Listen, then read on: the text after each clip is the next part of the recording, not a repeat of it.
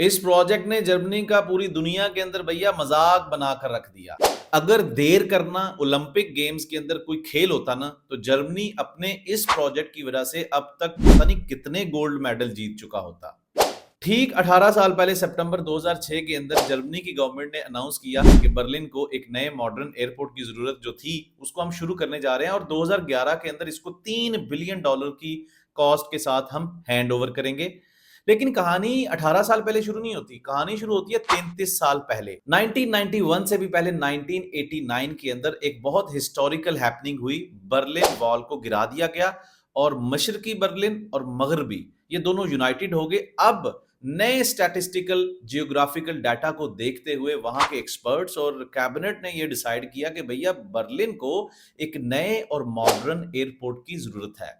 लेकिन इससे पहले आप ये समझने की कोशिश करें कि बर्लिन की विसिनिटी के अंदर इससे पहले 3 एयरपोर्ट्स मौजूद थे। वेस्ट के अंदर टेम्पलहॉफ एंड तीगल, और ईस्ट के अंदर शॉनफेल्ड।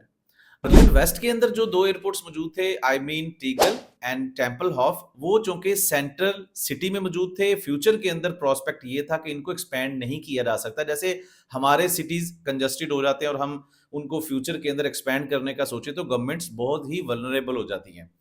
तो ये कॉन्सेप्ट कि इनको अगर एक्सपेंड करने का आइडिया अगर किसी ने दिया तो ये तो फौरन रिजेक्ट हो जाएगा। अब शॉनफील्ड को भी इसी तरीके से रिजेक्ट कर दिया गया और ये आइडिया रिकमेंड किया गया कि एक नया बर्लिन नॉर्थ एरिया के अंदर एक नया एयरपोर्ट जो है ना वो डेवलप किया जाए। बहरहाल इसके ऊपर एक्सपर्ट को हायर किया गया और दिन रात मेहनत करने के बाद कैन यू बिलीव इट कि जो इसकी एक डॉक्यूमेंटेशन थी, जो इसके ऊपर रिकमेंडेशन थी कि कौन सी लोकेशन सिलेक्ट करनी है, परमिट टू वर्क अवार्ड करना है, प्रॉपर प्रोजेक्ट कॉन्ट्रैक्ट को कंपाइल किया जाए, इससे पहले तो लोकेशन चाहिए थी ना।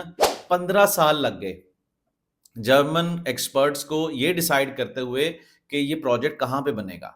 बिलाखिर 2006 के अंदर वही हुआ, शोनफील्ड जो ईस्ट के अंदर एयरपोर्ट था उसको एक्सपैंड करके एक नए मॉडर्न एयरपोर्ट का दर्जा दिया जाए। बहरहाल 2006 के अंदर नाना करते इस प्रोजेक्ट को अवार्ड किया गया।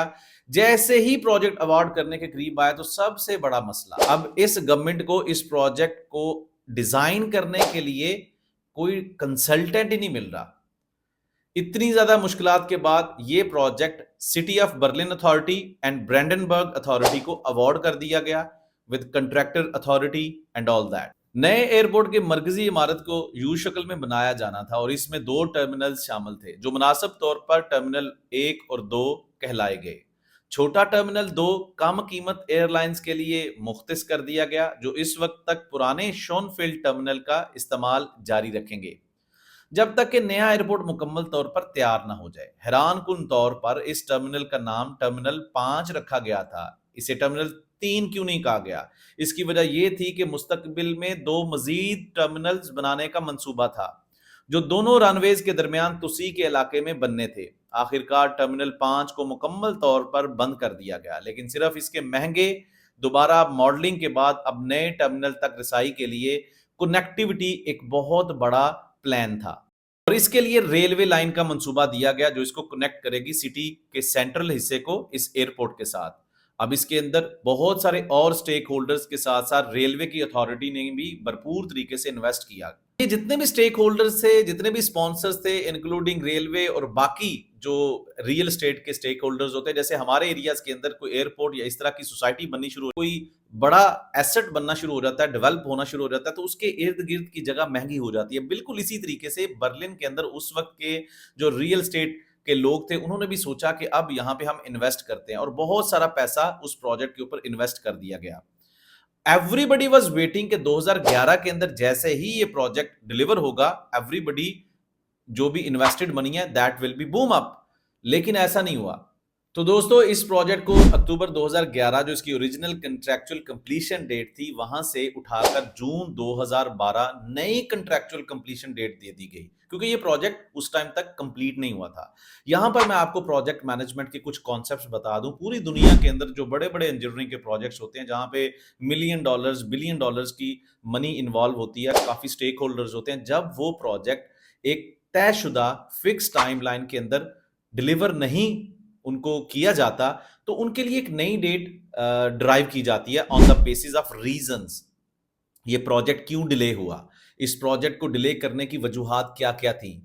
It can be poor planning, आपने सही तरीके से उस प्रोजेक्ट के लिए प्लानिंग नहीं की कि इस प्रोजेक्ट को कब कब कहाँ कहाँ किन किन माइलस्टोन्स को कंप्लीट करना जरूरी है, कौन कौन से रिसोर्सेज चाहिए, कौन कौन से स्किल्ड रिसोर्सेज चाहिए।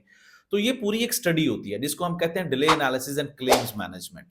तो इसके थ्रू आप अपने प्रोजेक्ट को जिसको आप कंप्लीट नहीं कर पाते कंप्लीशन डेट के अंदर, जो भी कॉन्ट्रैक्ट की ओरिजिनल कंप्लीशन डेट होती है, फिर आप उससे एक रिपोर्ट बनाते हो, एक नई ईओटी जनरेट करते हो, अथॉरिटी को जमा करवाते हो, जिससे आपको ईओटी की एक नई डेट मिलती है और आप पैसों के मामले में भी क्लेम कर सकते हो। अगर आप इंजीनियर हो या प्रोजेक्ट मैनेजमेंट का हिस्सा हो और आप इस तरह की एक्सपर्टीज सीखना चाहते हो कि प्रोजेक्ट मैनेजमेंट के अंदर एक डिले क्लेम्स स्पेशलिस्ट के तौर पे काम करें बड़े बड़े प्रोजेक्ट्स के ऊपर, तो आप मेरे फुल पेड कोर्स का हिस्सा बन सकते हैं, जिसमें मैं आपको बिल्कुल प्रोफेशनल तरीके से ईओटी रिपोर्ट्स और क्लेम्स मैनेजमेंट रिपोर्ट्स को जनरेट कर सकते हैं यूजिंग प्राइमरा P6। लेकिन जर्मनी के इस प्रोजेक्ट ने तो हद ही कर दी, एक ईओटी, दो ईओटी, तीन ईओटी, बार बार ईओटी लेने के बाद ये प्रोजेक्ट 2015 तक पहुंच गया। जर्मनी की उस वक्त की चांसलर ने पर्सनली इंटरेस्ट लिया और पूछा कि भैया ये कब प्रोजेक्ट कंप्लीट होगा। उस टाइम के ठेकेदारों ने इस प्रोजेक्ट की ऑप्टिमाइजेशन की, आई मीन रिसोर्स ऑप्टिमाइजेशन, ताकि अब चूंकि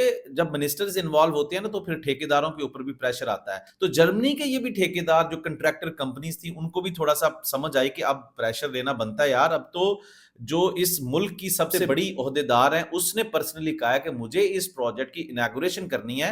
इस प्रोजेक्ट के ऊपर रिसोर्स ऑप्टिमाइजेशन की गई। अब रिसोर्स ऑप्टिमाइजेशन क्या होती है? जब भी आप किसी प्रोजेक्ट के ऊपर काम करते हैं तो उस प्रोजेक्ट के ऊपर काम करने वाले रिसोर्सेज के मुतालिक आप एनालिसिस करते हैं कि इनकी प्रोडक्टिविटी क्या है, क्या ये इतने स्किल्ड रिसोर्सेज हैं कि हम इस रिसोर्सेज की एक क्रू को इस्तेमाल करते हुए इस काम को कंप्लीट कर सकते हैं।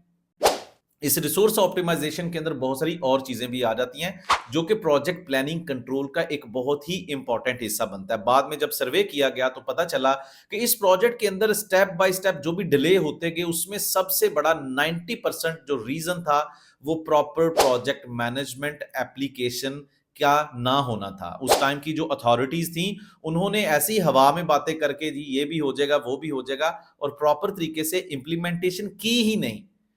अगर आप इंजीनियर हैं या प्रोजेक्ट मैनेजमेंट का हिस्सा है तो ये भी आप कोर्स सीखकर दुनिया के बड़े बड़े प्रोजेक्ट्स के अंदर अपने आप को एक वैल्यूएबल प्रोफेशनल के तौर पे इंडक्शन करवा सकते हैं।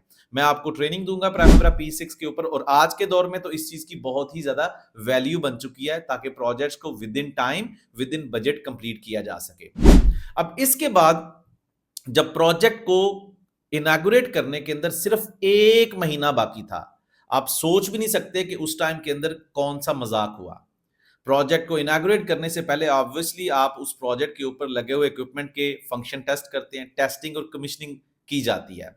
जैसे ही इस बिल्डिंग के अंदर आपके फायर अलार्म्स को टेस्ट करने के लिए एक फर्जी आग लगाई गई, फर्जी धुआं छोड़ा गया, तो पता चला कि इसके फायर अलार्म तो काम ही नहीं करते। अब इसकी बिल्डिंग को खूबसूरत बनाने के लिए किसी डिजाइनर ने इस तरीके से धुआं स्मोक जो डिटेक्टर्स होते हैं जो सक करते हैं उसको नीचे की तरफ डिजाइन किया था, लेकिन उसको यह नहीं पता था कि धुआं जैसा भी हो वो ऊपर की तरफ ही उठता है। ये बहुत बड़ी एक मल फंक्शनिंग थी जो उस टाइम डिटेक्ट की गई। ये बिल्डिंग अपने आप में एक बहुत बड़ा डिजास्टर बन चुकी थी जिसको डिजाइनर्स ने उस टाइम पे परखा ही नहीं और इस गलती को दूर किए बगैर इस बिल्डिंग को इनॉग्रेट नहीं किया जा सकता था। अब इसके बाद एक और चीज नोट फरमाई गई, वो ये थी कि ऑटोमेटिक डोर्स जो ओपन होते हैं वो काम ही नहीं कर रहे। और इसके बाद बहुत बड़ी गलती की गई, कूलिंग पाइप्स 60 किलोमीटर लंबी लाइन लगा तो दी गई लेकिन इसके अंदर हीटिंग सिस्टम लगाया ही नहीं गया। और मेन टर्मिनल की जो दीवार थी वो फेस कर रही थी वेस्ट की जानिब। जब भी बारिश आती वहां पर वेदर के मुताबिक तो बारिश इससे टकराकर मेन जो बिल्डिंग थी उसमें पानी जाता।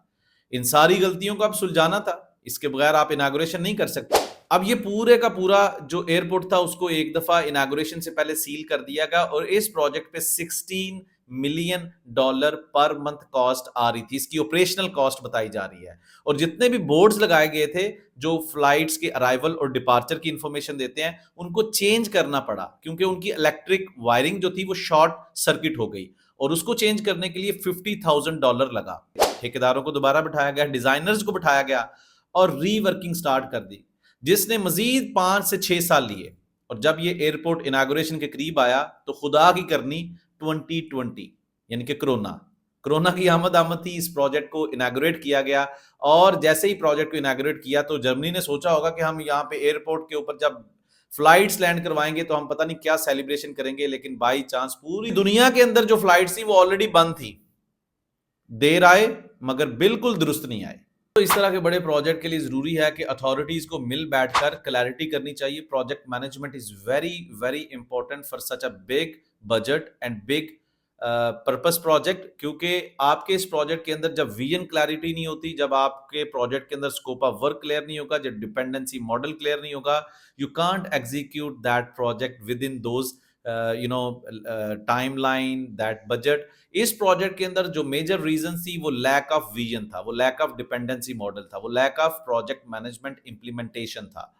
आपको एंड पे मैं एक दफा फिर बताता चलूं, पूरी दुनिया के अंदर अब इट्स अ केस स्टडी और दुनिया के अंदर जो भी प्रोजेक्ट्स होते हैं वो जर्मनी के इस प्रोजेक्ट से बहुत बड़ा लेसन लर्न लेते हैं और कभी भी आप ऐसा प्रोजेक्ट इंप्लीमेंट करने की तरफ जाने की कोशिश भी नहीं करता। अथॉरिटीज की बात कर रहा हूं जिसके ऊपर प्रोजेक्ट मैनेजमेंट इंप्लीमेंटेशन ना हो। हम इंजीनियरिंग की बात करें, हम प्रोजेक्ट मैनेजमेंट की बात करें, प्रोजेक्ट प्लानिंग कंट्रोल एक बहुत बड़ा स्किल सेट माना जाता है। आप भी इंजीनियरिंग प्रोजेक्ट मैनेजमेंट के अगर स्टूडेंट हैं तो इस स्किल सेट को सीखकर पूरी दुनिया के अंदर अपने लिए बेहतरीन अपॉर्चुनिटीज डेवलप कर सकते हैं और हेल्प कर सकते हैं उन अथॉरिटीज को जो ढूंढ रही हैं ऐसे एक्सपर्ट्स को जो उनको हेल्प आउट करें प्रोजेक्ट्स को टाइम पे कंप्लीट करने के लिए, विद इन बजट कंप्लीट करने के लिए। आप कमेंट्स के अंदर लाजमी फीडबैक दीजिएगा। Thank you very much.